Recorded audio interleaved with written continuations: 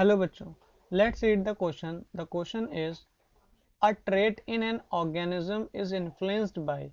The options given are option A paternal DNA only, option B maternal DNA only, option C both maternal and paternal DNA, and option D neither by paternal nor by maternal DNA.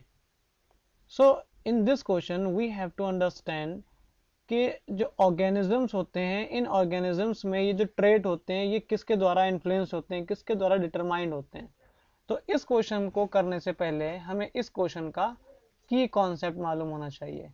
If we know the key concept of this question then we can easily answer this question.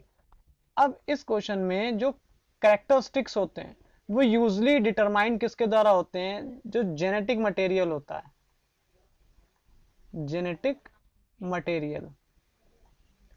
ये जो genetic material होता है यही एक ऐसा चीज है organisms में जो रिस्पॉन्सिबल होता है उसके कैरेक्टरिस्टिक्स के लिए. ये जो जेनेटिक मटेरियल होता है ये कहां पाया जाता है, these are found inside the gametes. अब ये जो गैमीट्स होते हैं ये दो तरीके के होते हैं डिपेंडिंग अपॉन द जेंडर. ये मेल के अंदर क्या कहलाता है, स्पर्म को कहते हैं इसको. फीमेल्स की अगर हम बात करें तो फीमेल्स में इसको हम बोलते हैं ओवा या ओवम. तो ये तो हो गए गैमेट्स. इन गैमेट्स के अंदर ये जेनेटिक मटेरियल होता है. एक्चुअल में ये क्या है, ये सेल हैं. इसको हम बोलते हैं सेक्स सेल. और सेल के अंदर क्या होता है, न्यूक्लियस. और न्यूक्लियस जो होता है इसके अंदर क्या होता है, जेनेटिक मटेरियल. और ये जो जेनेटिक मटेरियल होता है ये जेनेटिक मटेरियल ही रिस्पॉन्सिबल होता है किसके लिए, ट्रेट्स के लिए, कैरेक्टरिस्टिक्स के लिए. तो यहां पर एक चीज क्लियर हो गई कि जो जेनेटिक मटेरियल है ये ही इंपॉर्टेंट रोल प्ले करता है कैरेक्टरिस्टिक्स के लिए.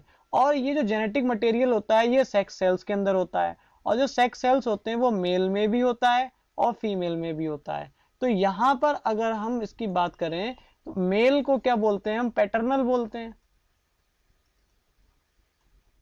और फीमेल्स को क्या बोलेंगे यहाँ पे, maternal. Now when we see the options के जो ट्रेट होते हैं क्या वो पैटर्नल के द्वारा डिटरमाइंड होते हैं. तो at the time of sexual reproduction when sperm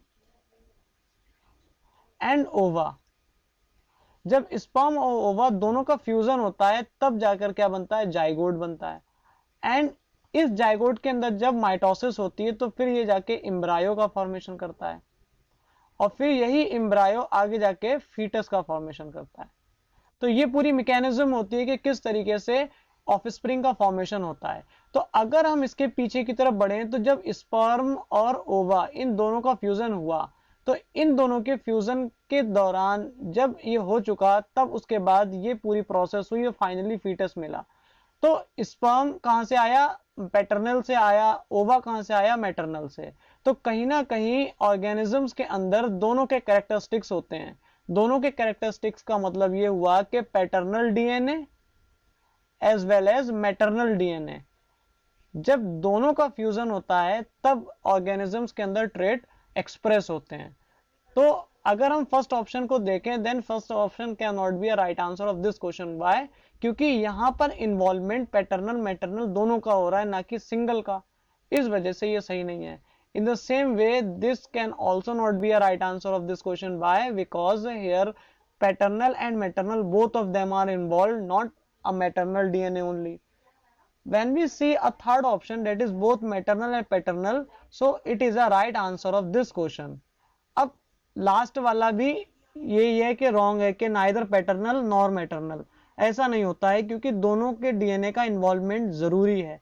अगर नहीं होगा तो उसमें कोई भी कैरेक्टरिस्टिक शो नहीं होगा. इस वजह से so among these four option, option C जो है it is a right answer, that is both maternal